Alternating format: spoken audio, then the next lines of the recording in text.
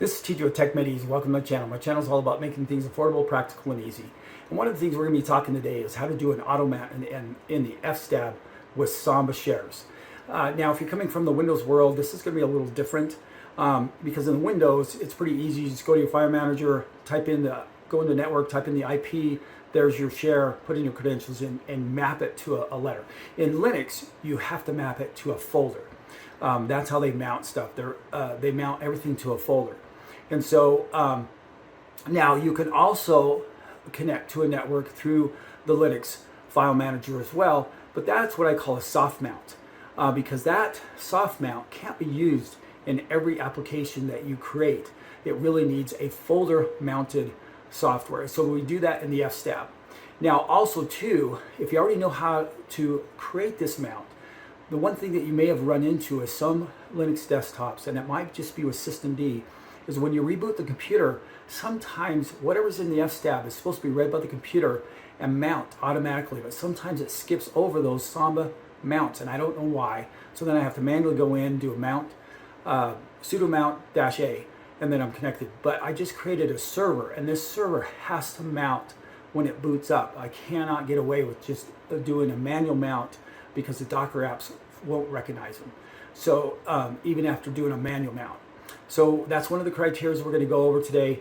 When I first started using Linux, these mounts in the FStab were something totally new for me, but they're not that hard once you understand how they work. And so what we're going to be doing is we're going to take a Linux server and a Windows server, and we're going to go ahead and mount those drives in our FStab. Let's get started.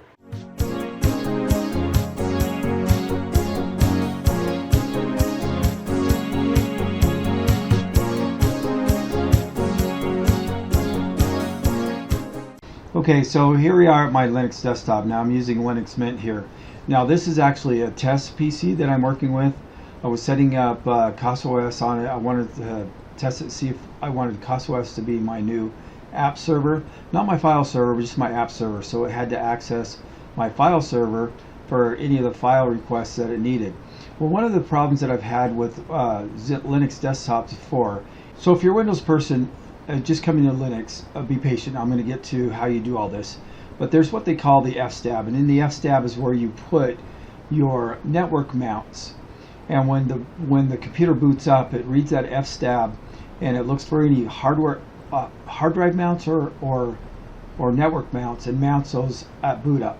Well, the problem is sometimes with network mounts, they don't always get mounted for some odd reason, and so what will happen is you'll be at your Linux desktop and you won't see any of your network mounts.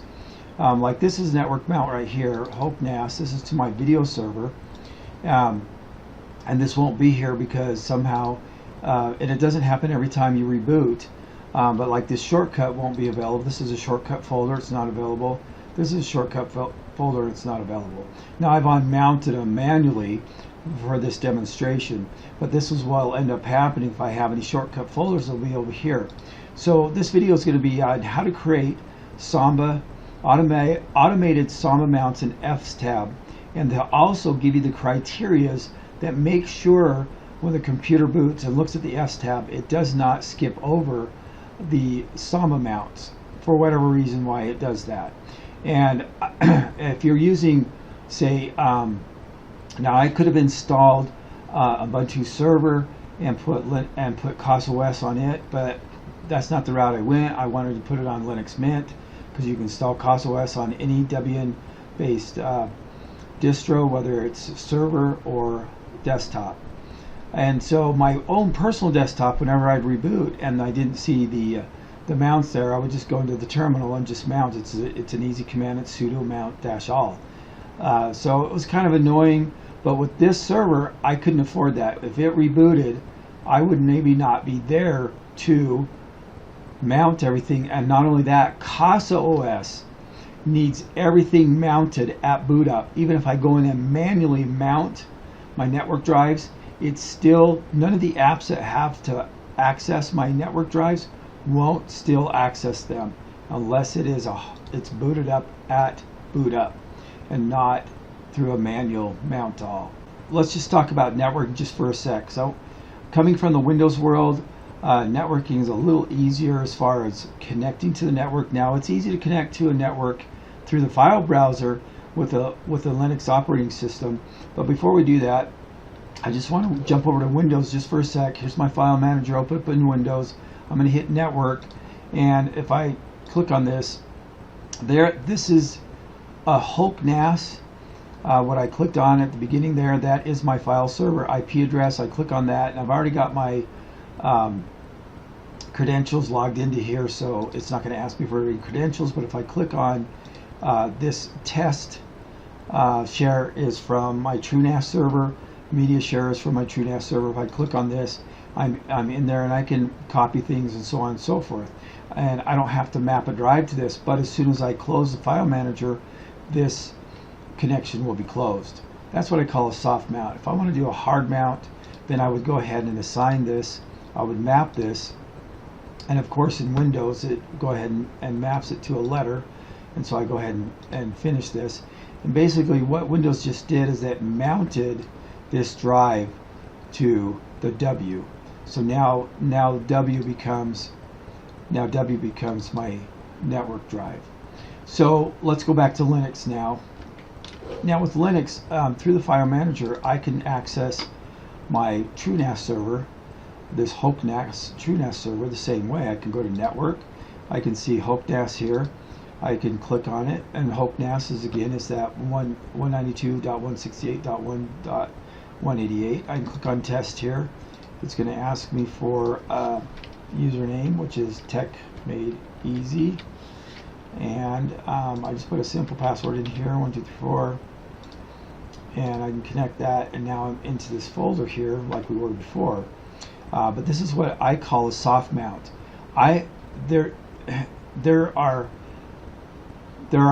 disadvantages of using this mount permanently. One is if I'm in a Docker app on Casa here, and I go to settings, and I've got a map to where my media is, I cannot use that soft mount to map here. It has to be a folder mount like it is here.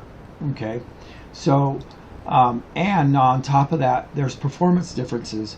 Now I didn't never notice this until I went to 10 gig networking, but one thing about these soft mounts here with Linux through the GUI is that once I got to 10 gig networking, I noticed I wasn't even getting 2 gig transfer rate with my 10 gig card.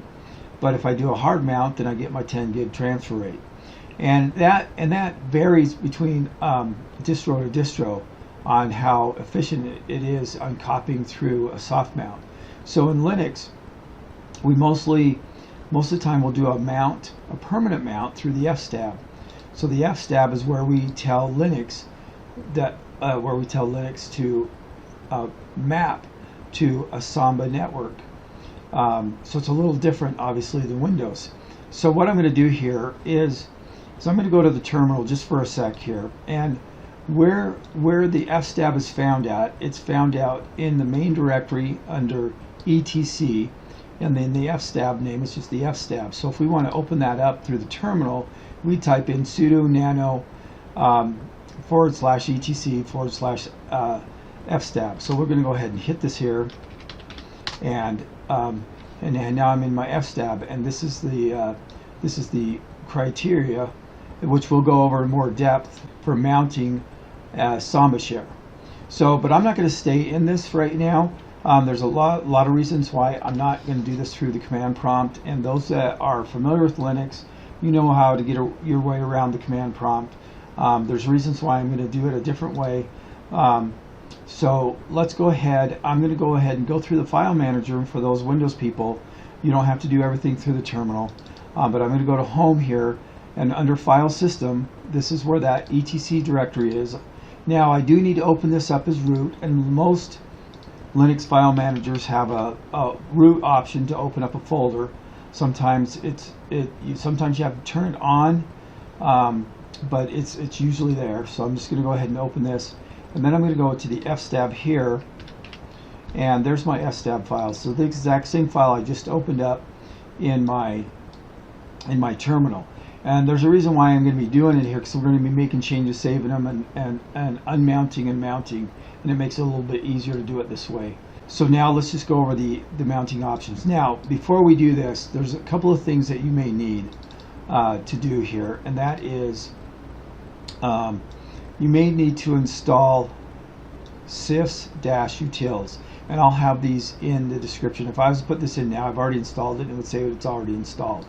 And so whether you think you have these installed or not, you can try the apt install. It says it's installed, then you don't need to install it. The other thing is most Windows client or desktops come with this Samba client, but if not, you can install that. I don't think you have to install Samba to do what we're doing, as long as you have the Samba client and the cifs-utils installed.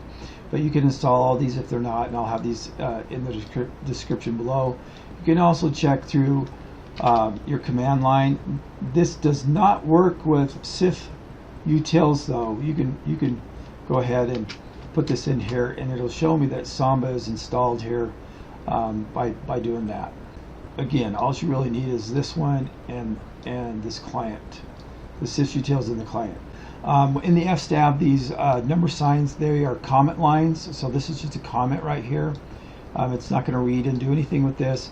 So what you need to do when you're setting up a Samba mount in your FStab, you need to have your server information. So you do your // and then whatever your server IP address is, which mine is right there, which we saw when we were in Windows. And then you got to put in the name of the share next. So HOKNAS is a TrueNAS server, and so I created in my TrueNAS server a Samba share called test, and then I have a folder that I want to access in that Samba share called test as well. So sorry, confusing, because I'm naming a lot of folders test. And then on my desktop, I'm going to go into the home folder, and I'm going to create this test folder. So we just go to home here, and I'm going to say create folder, and I'll just call this test. I'm going to make it all uppercase. Okay, so now that I have this folder created, so now we have this. Now our next criteria is going to be type. And in Linux, there's different types of shares, and a Samba share is called a cifs share. So that's what we put here for Samba. Then what you need is you need your username and password on your file server, which is this right here. Then you need your password that's on your file server, which is right here. So I made a username called TMEZ, and then a password I name it 1234. Now the user ID can come from your file server, or you can use the user ID on your Linux desktop. I was having a little bit issue using the server user ID and group, and I don't know why, but as long as I use my Linux one, then it worked fine. So as far as I know, I think there's supposed to be your server user ID and group ID, but I just use my Linux one.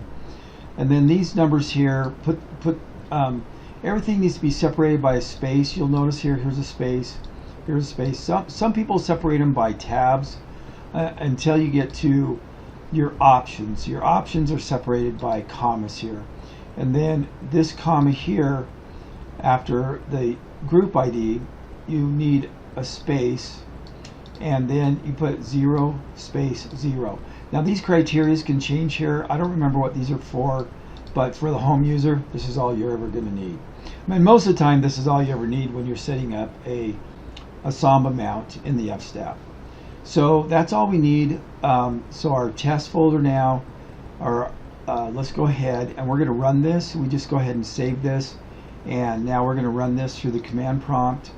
So when I do Windows presentation, I say that most of the time you don't have to use the terminal, except for when it comes to networking. So networking and servers. But all it is just a sudo. You just type in sudo mount -a, and then it's going to ask for your password, and then that'll mount that. Okay, so once you hit sudo mount all, your new share will show up right here, and it shows up as a mounted drive. When I'm in Linux here, customize my desktop, I have it set up so that mounted drives will show up on the desktop. You can turn that off. Some people don't really like their mounted drives showing up on the desktop, and so and some people don't like to put their network drives in their home folder. So I'm going to show you two different places that you can put these folders, and you can put them anywhere you want really, but these are the more popular places to put them. So if I go here, go to File System, I can choose this MNT directories for mounting drives. So if I go in here, I have tests already in here. I have a WinShare in here because we're going to set up a Windows share. I'm going to go ahead now and mount this. Now the difference here is it won't show up on your desktop. So if you want to have a folder, you create a folder, say network drives, you could do that and put all of your shortcuts to your network drives in there. However you want to do that, or you want to just put a shortcut like this test here on the desktop. This is actually a shortcut to this one here, but right now it's not a network. It's not connected to my NAS server. So let's go ahead and connect that now. Now one of the things I'm going to do a little different here is that a lot of people don't like to show their username and password in their FStab. So what you can do is you can create a file that contains your username and password. And let me show you real quick. So in the home directory here, if I go here to File System, and where you put that is up to you. So the one I created is in this root directory, but I'm going to open this up as root. So now when I go into this root directory, so all you have to do to create this username user file is just a new document, empty, and you could do a dot and then name it whatever you want, and then that becomes read-only. But let's take a look at CRUD. All you have to do is just type in username, then your password equals, so on and so forth. That's all there is to putting your credentials in a file. Okay, let's go back to our FStab file. And now what I've done is I've copied in here. Again, this is we're going to be sharing this to the mount directory, and here is and to that test folder that we just made.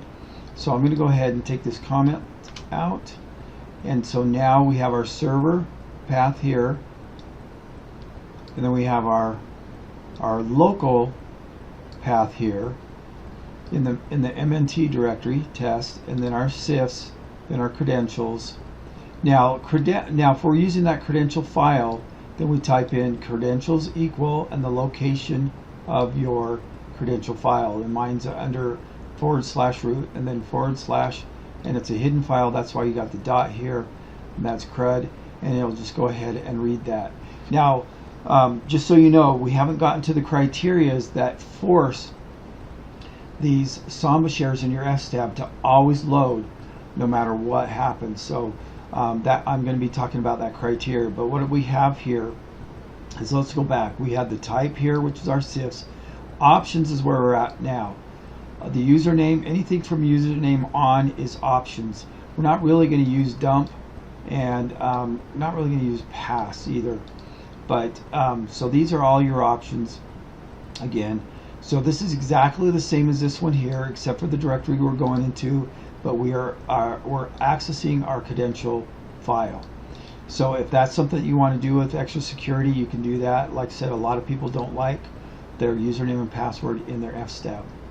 So now what we're going to do is we're going to go back, and we're just going to do this sudo mount all. And now that we've done that, I'm going to actually minimize this. Now that we've done that, this folder will now work, because that is the shortcut to the folder that we created right here in our system, in our mount directory, and that's that test folder. Now you'll see that these are coming from my TrueNAS Hulk server under temp and test, and there's those folders that we just accessed there. Okay. So now what we're going to do is we are going to connect to a Windows share. So let's go ahead and I'm going to go back to Windows here for a minute, because what I've done here in the documents directory, I've created this test folder, and I've called this share We can just go in here real quick. It's hard to see though, but what I've called this share test2. So we got test2 as a share on our Windows folder. So let's go ahead and go back to our Linux desktop, and let's go ahead and get the address to our Windows server. Okay, so what I've done here, I'm just going to paste in our Windows share. Now our Windows IP address is actually pretty close to my server IP address. It's just 189 instead of 188. But my Samba share that I named on Windows is test2. I'm actually going to create a mount in 2 different places in Linux. This one I'm creating in the media, because the media will actually put it on the desktop here like a mounted share. Or I can put it in the mount directory and it will just be a mounted folder. So let's go ahead and save this, and then let's run this. Let's run this mount all. And it said I had an error here. Oh, I think I know what the error was. So if we go back here, I should have put, I needed to comment this out, and then I won't get that error anymore. So if I just hit this, then there will be no error. I forgot to comment that out. So now we have access to our WinShares here through here.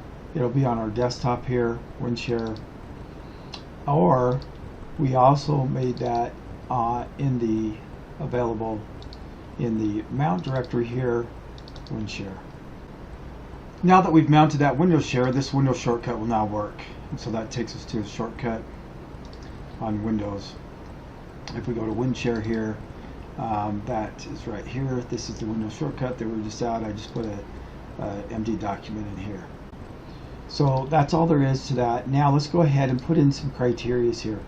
Now there may be some criteria that you need that go beyond this here, and one of them is to force FStab to not skip over the Samba share mounts.